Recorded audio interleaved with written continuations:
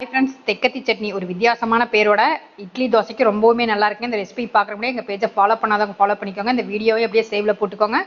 இப்போ கடாயில் ஆயில் விட்டு கடலைப்பருப்பு ஒரு கை ஃபுல்லாக எடுத்துக்கோங்க.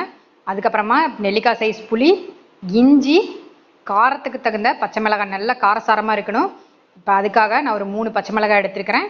இப்போ இதுலேயே அந்த கடலைப்பருப்பு நல்லா ஓரளவுக்கு வெந்ததுக்கப்புறமா 2 பெரிய சைஸ் பெரிய வெங்காயத்தை எடுத்து நல்லா வேக விட்டுக்கலாங்க. அந்த கடலைப்பருப்பை ஓரமாக தள்ளி விட்டுட்டு ஃபஸ்ட்டு வெங்காயத்தை வேக வச்சுக்கோங்க. அதுக்கப்புறமா வெங்காயம் வெந்ததுக்கப்புறம் ஒரு கை ஃபுல்லாக கருவேப்பிலை அதில் போட்டுருங்க.